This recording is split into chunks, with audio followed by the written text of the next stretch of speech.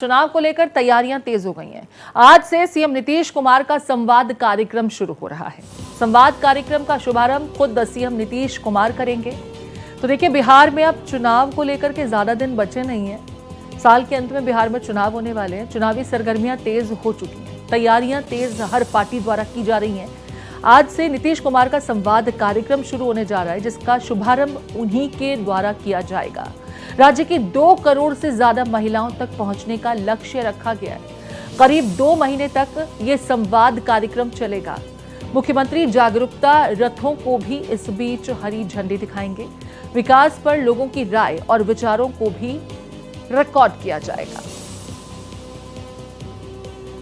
तो जनता के साथ संवाद, खास करके महिलाओं को टारगेट किया जा रहा है। महिलाओं तक पहुंचने का लक्ष्य, 2 महीने तक ये संवाद कार्यक्रम चलेगा। इस दरमियान लोग जिन मुद्दों पर सरकार से हस्तक्षेप चाहते हैं, सरकार का दखल चाहते हैं, कुछ विकास चाहते हैं, डेवलपमेंट की उम्मीद करते हैं या अपनी स्थिति सरकार को अवगत कराना चाहते हैं, ये संवाद कार्यक्रम उसे फोकस करता हुआ महिलाओं को साधने की कोशिश, महिलाओं तक पहुंचने का लक्ष्य रखा गया है। 2 करोड़ महिलाओं तक पहुंचने की बात कही जा रही है इस संवाद कार्यक्रम के जरिए।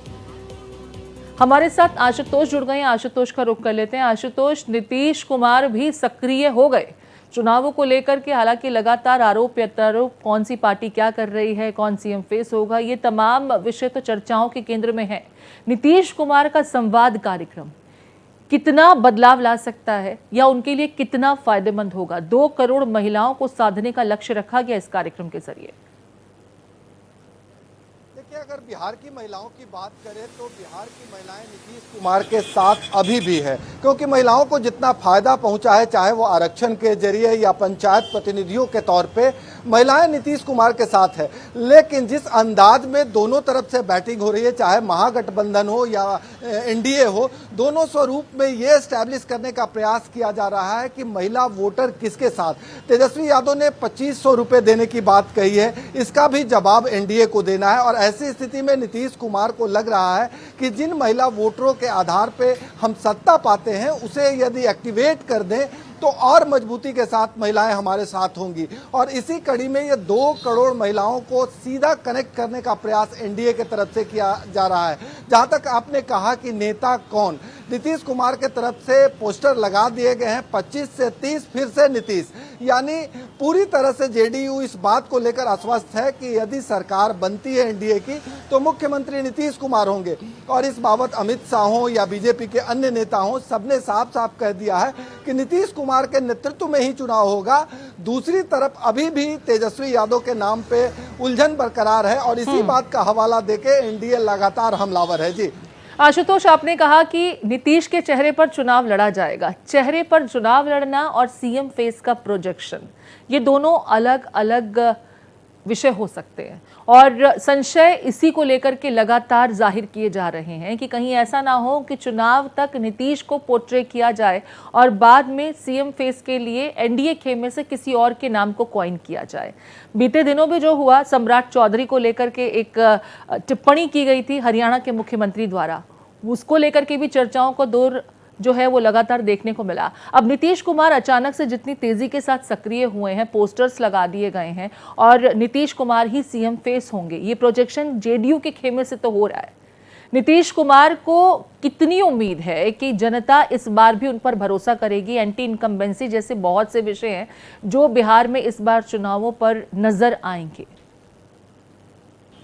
देखिए, 2-3 बातें हैं। जहां तक आपने बातें कही कि नीतीश कुमार केवल चुनाव में चेहरा होंगे या बाद में मुख्यमंत्री बनेंगे, कई तरह की अटकलें बाजार में है। कुछ लोग तो ये कहते हैं कि नीतीश कुमार के बेटे निशांत को डिप्टी सीएम बनाकर बीजेपी सीएम का पद लेगी। इसके अलावा कई तरह की और अटकलें हैं। लेकिन इन तमाम अटकलों के बीच जेडीयू जिस स्टैंड के साथ इस पूरे मामले का निपटारा करते रहा है, लगातार जेडीयू के नेताओं का साफ तौर पे कहना है कि 25 से 30 फिर से नीतीश, ये दावे जेडीयू के तरफ से लगातार किए जा रहे हैं। जहां तक पूरे हालात की अगर बात करें तो नीतीश कुमार के चंक में एनडीए है और एनडीए के स्वरूप में जो जातीय स्वरूप बिहार का है, उसमें एक बड़ा चंक एनडीए के साथ है। जहां तक बीजेपी, जेडीयू, हम या लोक जनशक्ति पार्टी की बात करें तो इन तमाम पार्टियों का जो जातीय समीकरण है वो मजबूत है। और ऐसी स्थिति में महागठबंधन की चिंताएं इसी बात को लेकर है कि हम बीच का जो मार्जिनल वोटर है, खास करके अति पिछड़ा वोट बैंक, यदि हम वो साधने में कामयाब होंगे तभी हम सरकार बनाएंगे। और अब तक के जितने भी सर्वे आए हैं उसके आधार पे अति पिछड़ा वोट या गैर यादव ओबीसी वोट नीतीश कुमार के साथ है। तो कहीं ना कहीं अभी बड़ी चुनौती है तेजस्वी यादव के साथ। और कल जिस तरह से महागठबंधन की बैठक में कोऑर्डिनेशन कमेटी के अध्यक्ष, ठीक है, मैं बीच में आपको रोक रही हूँ यहाँ आशुतोष। चुनाव को लेकर के महागठबंधन की तरफ से सोशल मीडिया प्लेटफॉर्म एक्स पर एक पोस्ट किया गया है। इस पोस्ट में क्या कुछ महत्वपूर्ण बातें कही गई हैं ये आपको बता दें। चुनाव को लेकर के एक्शन में महागठबंधन भी है। महागठबंधन का खेना भी पूरी अपनी तैयारी कर रहा है। कल पटना में महागठबंधन की एक मीटिंग भी हुई थी। बैठक में महागठबंधन की सभी पार्टियां शामिल हुई, शरीक हुई। बैठक में चुनाव की रणनीति और कई अहम मुद्दों पर बातचीत हुई। मीटिंग के बाद महागठबंधन ने सीट शेयरिंग को लेकर के अपने पत्ते नहीं खोले हैं। चुनाव को लेकर के महागठबंधन की तरफ से देखिए बड़ी बड़ी बातें जरूर की जा रही हैं कि बिहार में महागठबंधन ही इस बार सत्ता पर काबिज होगा। तेजस्वी यादव को लेकर के भी बड़े दावे किए जा रहे हैं। इस बीच जो जानकारी मिल रही है कि रणनीति, कई अहम मुद्दों पर बातचीत तो हुई, लेकिन सीट शेयरिंग को लेकर क्या कुछ फॉर्मूला निकला उस पर पत्ते नहीं खोले हैं।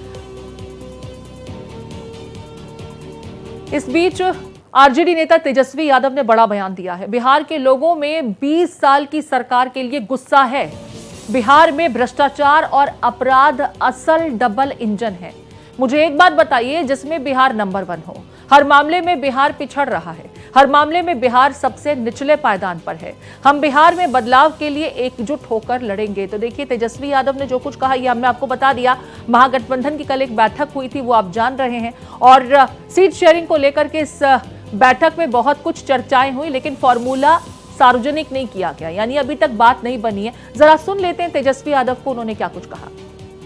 एक काम बताए जिसमें बिहार, सकारात्मक काम बताए जिसमें बिहार नंबर 1 हो।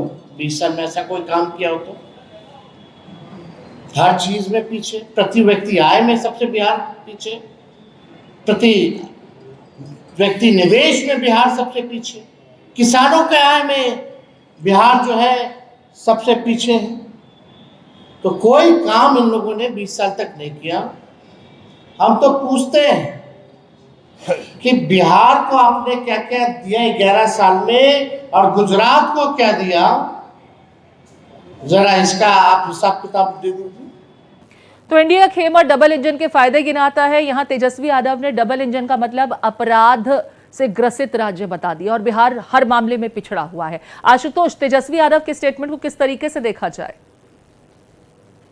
देखिए, तेजस्वी यादव नेता प्रतिपक्ष हैं और उन्हें पूरा हक है कि बिहार में जो गड़बड़ियां हो रही है उसको उजागर करें।